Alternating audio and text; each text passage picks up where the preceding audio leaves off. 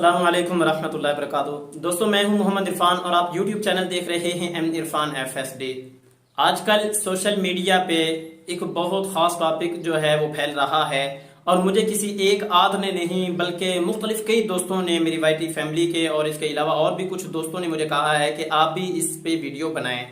تو آج جس ٹاپک پہ ویڈیو بنانے لگے ہیں وہ ہے کہ مفتی عزیز الرحمان صاحب، جن کا لاہور والا واقعہ بدفعلی کا آپ تک پہنچ چکا ہے، اس پہ روشنی ڈالتے ہیں کہ آیا اس کے بارے میں علماء اکرام کی کیا رائے ہے، علماء اکرام اس کے بارے میں کیا کہتے ہیں۔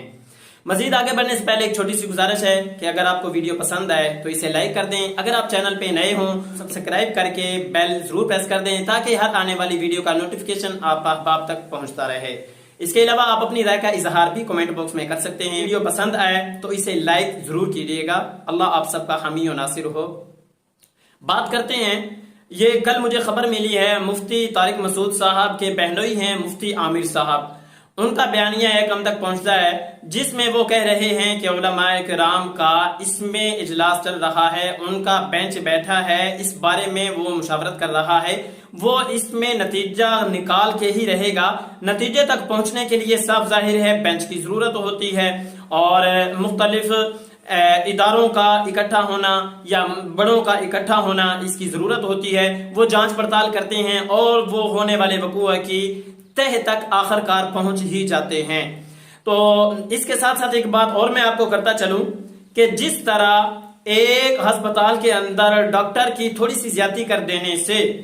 پورے کا پورا ہسپتال برا نہیں کہا جاتا، اور نہ ہی ہم لوگ یہ کہتے ہیں کہ جی ہم اس ہسپتال میں اب بھی کسی مریض کو نہیں لائیں گے۔ اور ٹھیک اسی طرح جب ایک ٹیچر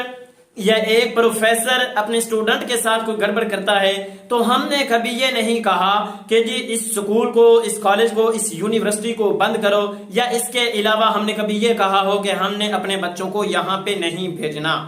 اس کا بات کرنے کا مطلب یہ ہے کہ ایک جو ہوتا ہے وہ ایک ہوتا ہے، نشانہ جو ہوتا ہے وہی ایک ہی ہونا چاہیے۔ ایک کے لیے پیچھے لگ کے ہمیں پورے کا پورا سسٹم ہی بدنام نہیں کرنا چاہیے۔ اور اس بات میں بھی میں بہت پریشان ہوں کہ جب کسی داڑھی والے کا کوئی مسئلہ ہوتا ہے تو بغیر داڑھی والے پہ کیچڑ اچھالنا شروع کر دیتے ہیں، اور جب بغیر کسی داڑھی والے پر کوئی اس طرح کا مسئلہ آتا ہے تو پھر داڑھی والے اس طرح کے آ کے پروپیگنڈے سٹارٹ کر دیتے ہیں اور کہتے ہیں کہ جی یہ دیکھو بغیر داڑھی والے نے یہ کر دیا، داڑھی والا کہہ رہا ہے کہ بغیر داڑھی والے نے یہ کر دیا، اور بغیر داڑھی والا کہہ رہا ہے کہ جی داڑھی والے نے یہ کر دیا۔ ہم ایک نبی کے امتی ہیں، ہم ایک ابا آدم کی اولاد ہیں، ہم ایک اللہ اور اس کے رسول کو ماننے والے ہیں۔ تو ہمیں چاہیے کہ ہم یہ جو نیگیٹیولی ہے اسے دور کر کے اپنے مائنڈ کو صاف کر کے آپس میں پیار محبت سے چلتے رہیں۔ اب آپ میں سے کسی کے ذہن میں یہ بات آ رہی ہوگی، سوال آ رہا ہوگا کہ آپ بذات خود مفتی عزیز الرحمان صاحب کے بارے میں کیا کہتے ہیں۔ ممکن ہے آپ میں سے کسی کا یہ پوائنٹ ہو، سوال ہو، تو اس سوال کا جواب یہ ہے کہ جہاں تک تو بات ہے مفتی عزیز الرحمان صاحب کی، اب تک کوئی حقیقت میرے سامنے ایسی نہیں آئی جس کے بارے میں میں کہہ سکوں کہ وہ صحیح ہیں یا غلط ہیں، یعنی کہ انہوں نے واقعی حقیقت میں بدفعلی کی ہے یا انہیں بلیک میل کیا جا رہا ہے۔ میرے سامنے اس طرح کا کوئی پہلو نہیں آیا۔ ہاں جب ایسا کوئی موقع آتا ہے تو پھر ہمیں چاہیے کہ ہم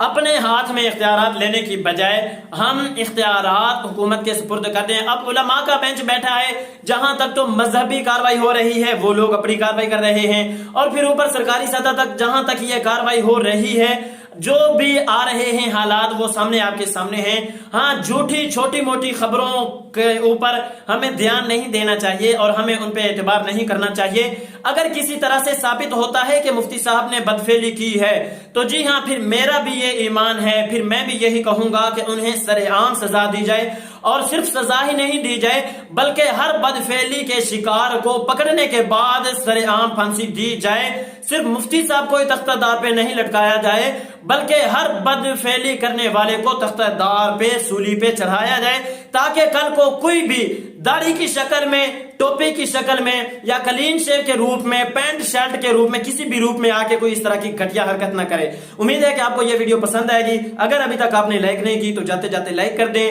اب ملیں گے انشاءاللہ نیکسٹ کبھی کسی ویڈیو میں، تب تک اللہ حافظ۔